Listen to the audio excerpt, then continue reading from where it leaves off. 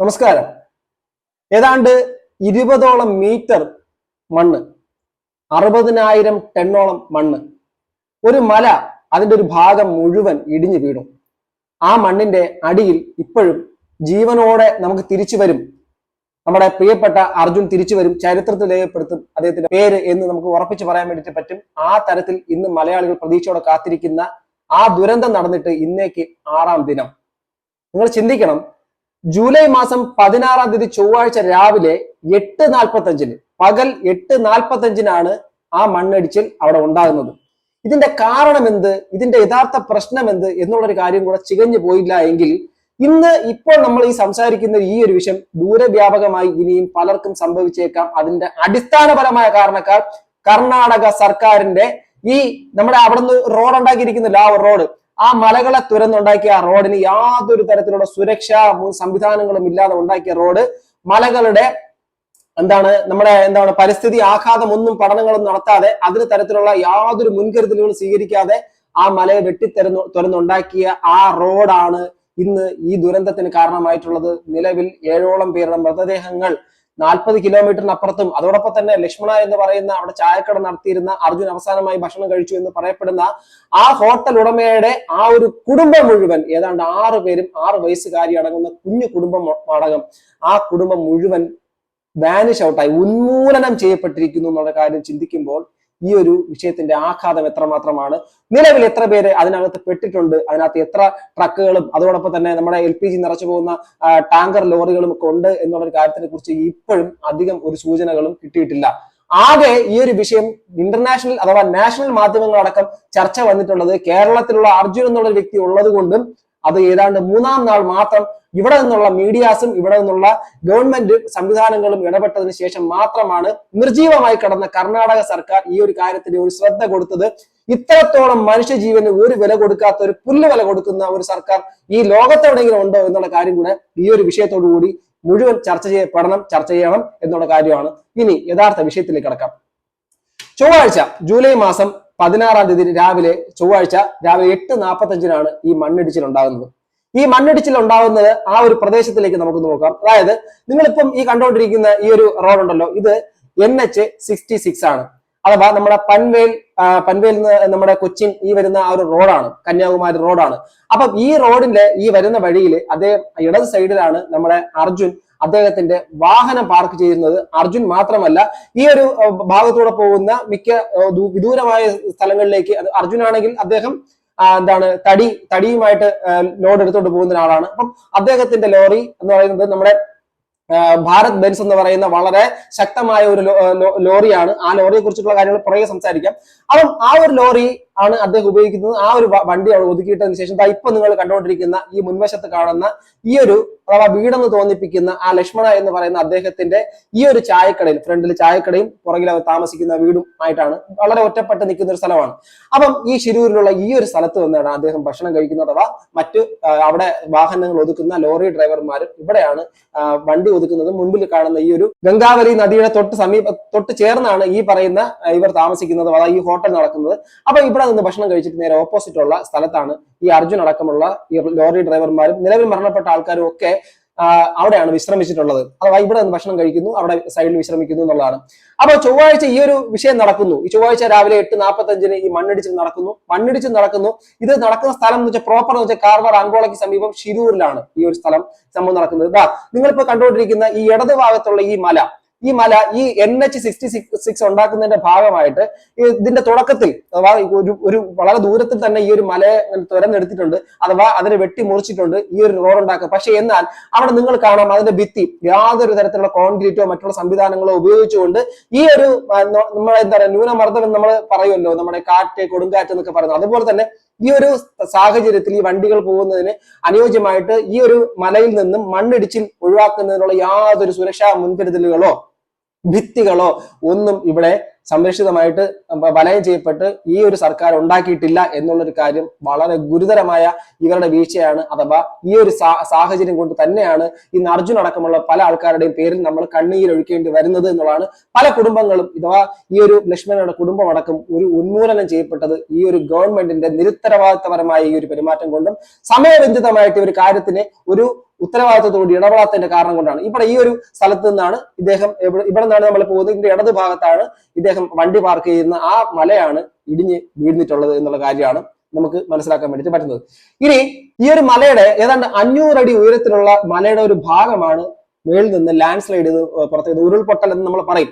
അഥവാ നമ്മളിപ്പോ എന്താണ് ഇവിടെ നിന്ന് ഒരു ഭാഗം ഈ ഒരു റോഡിന്റെ ഇടതുഭാഗത്ത് കാണുന്ന ഈ ഒരു വശത്തിൽ ഒരു ഭാഗം എന്ന് പറയുന്നത് ശരിക്കും പറഞ്ഞാൽ അവിടെ വളരെ ഒരു മലയുടെ ഒരു ഭാഗമായിരുന്നു. ആ ഭാഗത്തിന് ക്രോസ് ആയിട്ട് ഇങ്ങനെ വെട്ടിമാറ്റുകയാണ് ചെയ്തത്. അപ്പം വെട്ടിമാറ്റിന്റെ ഭാഗമായിട്ട് അവിടെ റോക്ക് ഉണ്ട്, അഥവാ നമ്മുടെ പാറക്കെട്ടുകളുടെ ഒരു കൂട്ടമുണ്ട്. പാറക്കെട്ടുകളുടെ കൂട്ടം കഴിഞ്ഞതിന് ശേഷം പൂഴിമണ്ണ് കൊണ്ടുള്ള ആ ഒരു കുന്നാണത്. അപ്പൊ പൂഴിമണ്ണിന്റെ പ്രത്യേകത നമുക്കറിയാം. ഒത്തിരി മണ്ണുണ്ടായ മണ്ണിൽ വെള്ളം വന്നു കഴിഞ്ഞാൽ അത് സ്വാഭാവികമായിട്ടും അവിടെ മണ്ണിങ്ങനെ താഴോട്ട് പോകുന്നത് നമുക്ക് കാണാം അല്ലെ.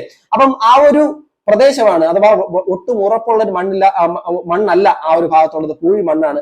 ആ മണ്ണിലേക്കാണ് ഈ ഭയങ്കരമായിട്ടുള്ള നമ്മുടെ ഇപ്പോഴത്തെ മഴ വീഴുകയും അതിനനുസരിച്ചിട്ട് മേലിലോട്ട് മഴ വെള്ളം ഇറങ്ങുന്നതിന്റെ ഭാഗമായിട്ട് ലാൻഡ് സ്ലൈഡ് സംഭവിച്ച് അവിടെ നിന്നുള്ള വലിയ പാറക്കൂട്ടങ്ങളോടുകൂടി നേരെ ഈ പറയുന്ന ഗംഗാവലി നദിയിലേക്ക് ഇത് പതിക്കുകയും അവിടെ ഉണ്ടായിരുന്ന ടാങ്കർ അഥവാ LPG നിറച്ചുകൊണ്ടിരുന്ന ടാങ്കർ ലോറി അടക്കം നേരെ അവിടെ നിന്ന് എടുത്തുകൊണ്ട് പോയി ആ ഒരു ഗംഗാവലി നദിയിലേക്ക് ഇറക്കി വിടുന്ന രീതിയിൽ, അഥവാ അവിടെ നിന്ന് തള്ളിക്കൊണ്ടു പോകുന്ന ആ ഒരു ഫോഴ്സാണ് പെട്ടെന്നുണ്ടായത്. നമ്മൾ ചിന്തിക്കാൻ പോലും പറ്റാത്തിട്ടുള്ള ഒരു ഫോഴ്സിലാണ് ആ ഒരു സംഭവം വന്നിട്ടുള്ളത്. ഇത് നടക്കുന്നതെല്ലാം ചൊവ്വാഴ്ച രാവിലെ 8:45 എന്ന് ഓർക്കണം. അഥവാ പകല് നടന്നൊരു കാര്യമാണ്. ആ സമയത്ത് മഴയുണ്ടായിരുന്നു. ആ ഒരു ഭാഗം മൊത്തം എടുത്തുകൊണ്ട് പോയത് ഈ രാവിലെ 8:45 ഏതാണ്ട് മലയുടെ 500 അടി വരുന്ന ഒരു കുന്നോളം മല നേരെ ഇടിഞ്ഞു വീഴുകയായിരുന്നു.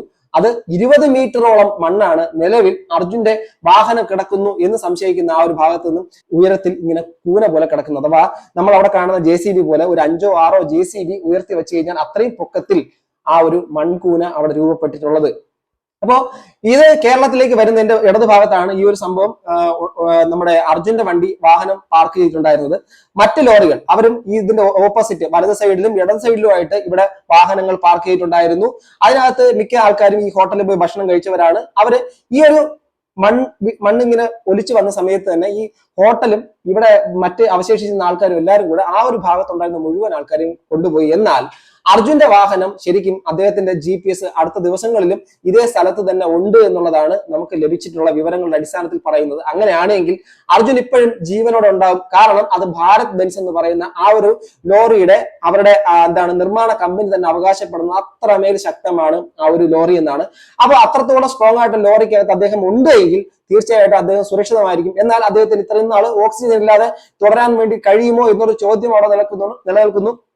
ആ ഒരു കാര്യത്തിന് ഒന്നും പറയാനില്ല. എന്നാൽ അവിടെ നല്ല രീതിയിൽ മഴ പെയ്യുന്നുണ്ട്, വെള്ളം ഒലിക്കുന്നുണ്ട്. അതിന്റെ അടിസ്ഥാനത്തിൽ തന്നെ ആ ഒരു ബുദ്ധിമുട്ട് ഉണ്ടാവാൻ സാധ്യതയില്ല എന്നുള്ളൊരു കാര്യം പറയുന്നു. എന്നാൽ അദ്ദേഹത്തിന്റെ മനക്കെട്ടിയോടൊപ്പം അദ്ദേഹത്തിന് പിടിച്ചു നിൽക്കാൻ വേണ്ടിയിട്ട് കഴിയും എന്നുള്ളൊരു കാര്യം കൂടെ നമുക്കിവിടെ കൂട്ടിച്ചേർക്കാൻ വേണ്ടിയിട്ട് പറ്റും. തുടക്കത്തിൽ ഈ ഒരു രക്ഷാപ്രവർത്തനത്തിന്റെ തുടക്കം എന്നുള്ള നിലയ്ക്ക് അവിടുത്തെ ആൾക്കാർ ആദ്യം തന്നെ ജീവൻ രക്ഷാ പ്രവർത്തനങ്ങൾ നടത്തുകയും 2 JCB മാത്രമായിട്ട് ആ സ്ഥലത്തേക്ക് വിടുകയും ആ സമയത്ത് അപ്പോഴും നല്ല ശക്തമായ മഴ പെയ്തുകൊണ്ടിരിക്കുന്നതായിരുന്നു. അപ്പൊ അവിടെ എത്തിയ ഈ 2 ലോറി, കാരണം ആലോചിച്ച് നോക്കണം, ഒരു കുന്നിന്റെ ഏതാണ്ട് 500 അടി ഉയരത്തിലുള്ള മല ഇങ്ങനെ ഇടിഞ്ഞു വീണിട്ട് 2 JCB ലോറി കൊണ്ട് മാത്രം അവിടുത്തെ മണ്ണ് മാറ്റാൻ വേണ്ടിയിട്ടുള്ള അവിടുത്തെ ആ ഒരു ഗവൺമെന്റിന്റെ ആ ഒരു കെടുകാര്യസ്ഥത എന്നുള്ള സംഭവത്തിനെ കുറിച്ച് നമുക്ക് ആദ്യം തന്നെ മനസ്സിലാക്കാം. എന്നിട്ട് പുഴയിൽ നിന്ന് 7 മൃതദേഹങ്ങൾ അവർക്ക് ലഭിക്കുകയുണ്ടായി. അതിനകത്ത് തന്നെ 40 കിലോമീറ്റർ ദൂരത്തിനപ്പുറത്ത് നിന്നാണ് ഒരു മൃതദേഹം ലഭിക്കുന്നുള്ളത് ചിന്തിച്ചേക്കണം. ഒരു മൃതദേഹത്തിന്റെ പകുതി ഭാഗം അഥവാ കയ്യോ കാലോ ഒക്കെ മറ്റ് സ്ഥലങ്ങളിൽ സമീപ പ്രദേശങ്ങളിൽ നിന്നാണ് ഈ നമ്മുടെ ഗംഗാവലി പുഴയുടെ പല ഭാഗങ്ങളിൽ നിന്നുമാണ് ശരീരഭാഗങ്ങൾ കിട്ടുന്നത്. ഉയരത്തിൽ നിന്ന് വീഴുന്ന കല്ലുകളുടെയൊക്കെ ഇത് പുറത്തു നിന്ന് വീണ് ശരീരഭാഗം ചിന്ന ഭിന്നമായി മാറിയതിൻ്റെതാണ്. അതോടൊപ്പം തന്നെ ആ ഒരു നമ്മുടെ ലക്ഷ്മണ എന്ന് പറയുന്ന അദ്ദേഹത്തിന്റെ ആ കുടുംബം മുഴുവൻ അതിലേക്ക് ഒലിച്ചു പോവുകയും പല സ്ഥലങ്ങളിൽ നിന്നും അവരുടെ ജഡങ്ങൾ ലഭിക്കുകയും അതോടൊപ്പം തന്നെ ഈ മറ്റ് ജഡങ്ങൾ അഥവാ ഡ്രൈവർമാരുടെ ജഡങ്ങൾ ഏതാണ്ട് 40 കിലോമീറ്റർ അപ്പുറത്ത് നിന്നും ലഭിക്കുന്ന ഒരു സാഹചര്യം വരെ ഇവിടെ ഉണ്ടായിട്ടുണ്ട് എന്നുള്ള കാര്യം വളരെയധികം ദാരുണമാണ് എന്നാണ് ചിന്തിക്കാതിരിക്കുന്ന വൃത്തിയില്ല. തുടക്കത്തിൽ നടന്ന ഈ പുഴയിൽ നിന്ന് 7 മൃതദേഹങ്ങളാണ് ഈ മൃതദേഹങ്ങൾ ഗംഗാവലി പുഴയുടെ തെരച്ചിൽ തുടക്കത്തിൽ നടത്തിയ തെരച്ചിൽ 7 മൃതദേഹങ്ങൾ അവിടെ നിന്ന് ലഭിക്കുകയുണ്ടായി. ആ 7 മൃതദേഹങ്ങളിൽ 5 പേരും ഈ പറയുന്ന ലക്ഷ്മണ എന്ന് പറയുന്ന ഈ ഹോട്ടൽ നടത്തിയിരുന്ന അവരുടെ കുടുംബാംഗങ്ങളാണ്. ഒരാൾ പോലും അവശേഷിക്കുന്നില്ല. തുടർന്ന് കിട്ടിയിട്ടുള്ള 2 മൃതദേഹങ്ങൾ എന്ന് വെച്ചാൽ മറ്റ് 2 ലോറി ഡ്രൈവർ, ഒന്ന് ടാങ്കർ ലോറിയുടെ ഡ്രൈവറും മറ്റൊരു ലോറിയുടെ ഡ്രൈവറുടെ മൃതദേഹങ്ങളാണ് പല സ്ഥലങ്ങളിൽ നിന്നായിട്ട് 40 കിലോമീറ്റർ അപ്പുറത്തും ചുറ്റുപാടുമായിട്ട് കിട്ടിയിട്ടുള്ളത്. അങ്ങനെയാണ് 7 പേരുടെ മൃതദേഹങ്ങൾ ഈ സ്കൂബ ടീം അംഗങ്ങൾ, നാവികസേനയൊക്കെ മുങ്ങി തപ്പി കണ്ടെത്തിയത്. എന്നാൽ ഈ നാടകീയമായ സംഭവങ്ങളുടെ എല്ലാത്തിന്റെയും ഒരു വിഷയം നമ്മുടെ മൊത്തത്തിൽ ശ്രദ്ധയിലേക്ക് വരുന്ന വെച്ചാല് ജൂലൈ മാസം 17-ാം തീയതി ബുധനാഴ്ച, ഈ ബുധനാഴ്ചയാണ് അർജുന്റെ വീട്ടുകാർ ഈ ഒരു വിഷയം വാർത്തയിലൂടെ അറിയുകയും വാർത്തയിലൂടെ അറിഞ്ഞതിന് ശേഷം നമ്മുടെ അർജുന്റെ വീട്ടുകാർ പോലീസിൽ പരാതി നൽകാൻ വേണ്ടി ശ്രമിക്കുകയും ചെയ്തത്. എന്നാൽ അവരെ പിറ്റേ ദിവസം തന്നെ നമ്മുടെ അങ്കോള പോലീസ് സ്റ്റേഷനിലേക്ക് എത്തി ആ ഒരു പോലീസിൽ FIR ഇടാൻ വേണ്ടിയിട്ടുള്ള ശ്രമം നടത്തി. FIR ഇടാൻ വേണ്ടിയിട്ട് പോലും അവിടെ അനാസ്ഥ അഥവാ യാതൊരു തരത്തിൽ FIR ഇട്ടിട്ട് അന്വേഷണത്തിന് ഉത്തരവിടാൻ വേണ്ടിയിട്ട് പോലും അതിന് വീഴ്ച വരുത്തിയത് അവിടുത്തെ പോലീസ് സംവിധാനം അഥവാ അവിടുത്തെ ഒരു മനുഷ്യജീവന്, അർജുൻ എന്നുള്ള ഒരു വ്യക്തിയുടെ ഇത് കാര്യമായിട്ട് ബന്ധപ്പെട്ട് ആ കുടുംബക്കാർ നേരിട്ട് പോയി അവിടെ സ്റ്റേഷനിലേക്ക് പരാതി കൊടുക്കാൻ വേണ്ടി ശ്രമിച്ച് ആ പരാതിയിൽ FIR ഇടാൻ വേണ്ടിയിട്ട് പോലും അവർ താല്പര്യപ്പെട്ടില്ല, തയ്യാറായില്ല എന്നുള്ള കാര്യം കുടുംബം ഇപ്പോഴും ആരോപണം ഉന്നയിക്കുന്നുണ്ടായിരുന്നു.